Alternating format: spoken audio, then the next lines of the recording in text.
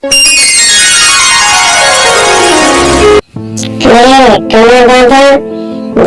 খোলা রেখে এভাবে পড়ে পড়ে ঘুমোচ্ছ কেন? আর কি বলবো রকি দাদা, সারাদিন দোকান খুলে থাকে, একটাও কাস্টমার আসে না। আর কি করবো বলো, ঘুম তো আসবে। বুঝলাম, কিন্তু যদি ঘুমিয়ে থাকো তাহলে তো তোমার দোকান চুরি হয়ে যাবে, তখন তুমি কি করবে? আর বলো, সারাদিন এভাবে বেচা কেনা হয় না তো দোকানে, দাদা নিয়ে যেতে পারি না। সেজন্য বউ আমার রাত্রে গিয়ে শুধু কানের পাশে একেবারে কাটার কাটার করে। আর কি করবো বলো তো? আচ্ছা ঠিক আছে, কিন্তু তোমার দোকানে কাস্টমার কেন আসে না গো? আমি তো সবকিছু ঠিকঠাকই দেখছি।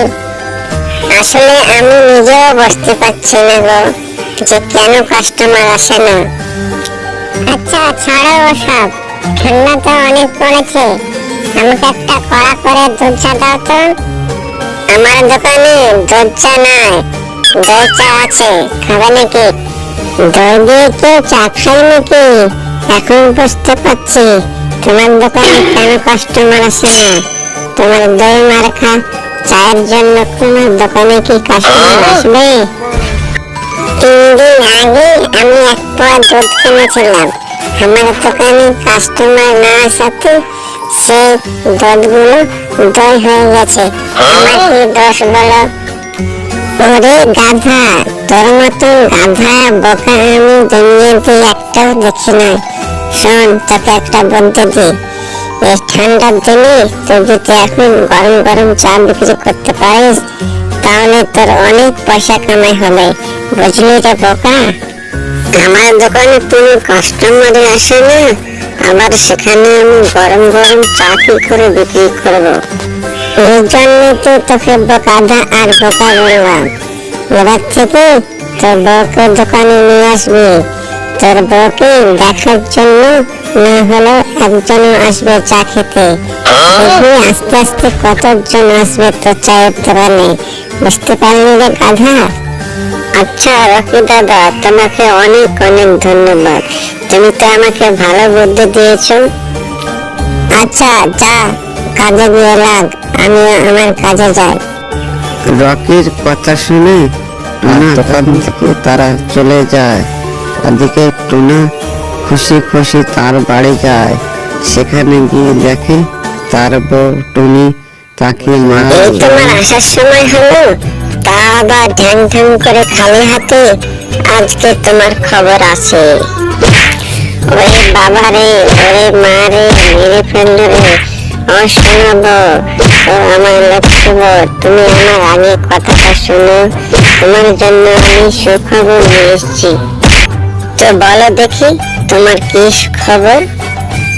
এরপরে টুনা রকির সব কথা তাকে টুনিকে খুলে বলে। আর টুনি খুব খুশি হয়ে, একদম খুশি হয়ে সে বলে টুনাকে, রকি দাদার কথা খুব আমার ভালো লেগেছে। তুমি এক কাজ করো, তুমি বাড়িতেই থাকো, আমি এক্ষুনি যাব, দোকান খুলবো, চা বানিয়ে সবাইকে খাওয়াবো, কেমন? আচ্ছা যাও, তাড়াতাড়ি এসো।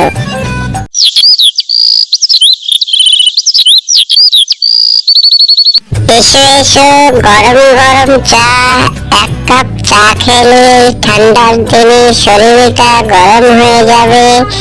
এসো এসো, এসো সবাই। টুনির ডাক শুনে চা খেতে ময়ূর, কবুতর, টিয়া আসে।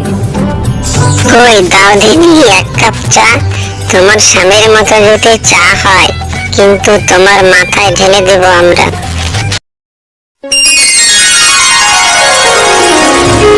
টুনির কথায় সবাই ভরসা করে, সবাই চা খায়। তারপর বলে, আসলে তো চাটা বেশ ভালো হয়েছে। হবে না, ভাবির হাতের চা বলে কথা, সেই জন্য তো ভালো হয়েছে। ভাবি তুমি আজ থেকে প্রত্যেক দিন চা বানাবে, কেমন?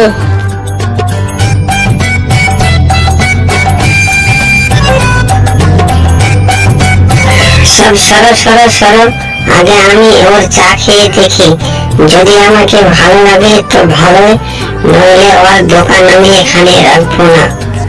টুনি কালু কাককে এক কাপ চা দেয়। কালু দাদা, চাটা কেমন হয়েছে খেয়ে বললেন নাকি? হ্যাঁ হ্যাঁ, খুব ভালো হয়েছে, দারুণ হয়েছে। কালো কাক সেখান থেকে চলে যায়।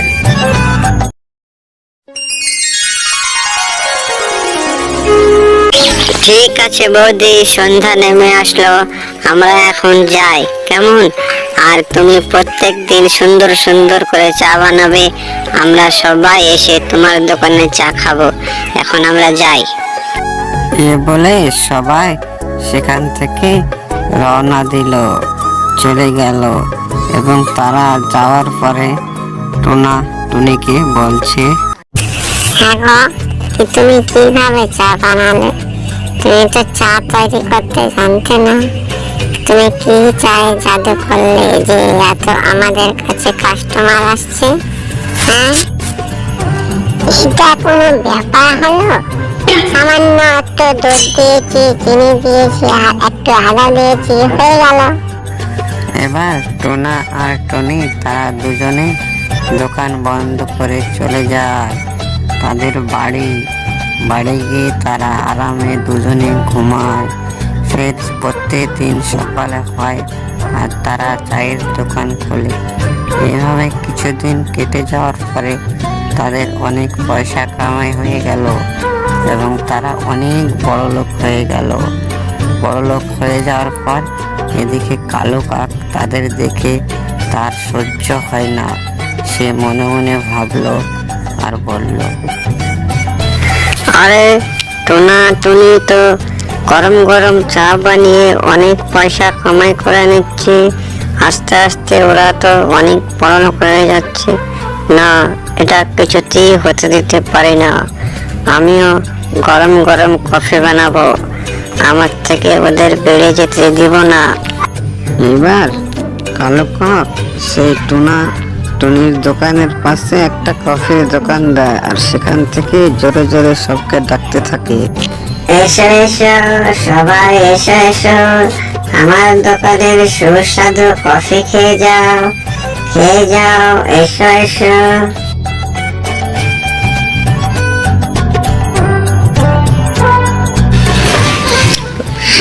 আমরা গরিব মানুষ, অত পয়সা কোথায় পাবো? তবু দাও, অল্প করে খাই। আমার কাছে পয়সা লাগবে না, পয়সা না থাকলে আমি ফ্রিতে দেব, খাও একটু। ও ও কালু দাদা, তুমি আমায় কি চা দিলে? কেরোসিনের মতো গন্ধ করছে, খেয়ে আমার শরীর খারাপ করছে। সে আর বলো না কবুতর দাদা, খেয়ে আমারও শরীর খারাপ করছে। কালু দাদা, তুমি আমাদের কি চা খাওয়ালে? আমি তো শুধু বলছি না, সেও বলছে তারও শরীর খারাপ করছে। আমরা তো সকলে মিথ্যে কথা বলছি না? তাহলে কি কি আমি তো ভাবতে পারছি না, আমি তো ভালো করে চা বানিয়েছি, কি করা যাবে এখন? আমরা সকলে থানায় যাব, তোমার নামে কেস করব। এবার তোমাকে পুলিশ ধরে নিয়ে যাবে, তখন বুঝবে ঠেলা, কত ধানে কত চাল হয়। তারপরে কালো কাককে পুলিশ এসে থানায় ধরে নিয়ে যায়। তারপরে টোনা আর টুনি তারা সুখে শান্তিতে বসবাস করতে থাকে। বন্ধুরা, দেখলে অন্যের ক্ষতি করতে গেলে নিজেরই ক্ষতি হয়। এই গল্প থেকে আমরা বুঝলাম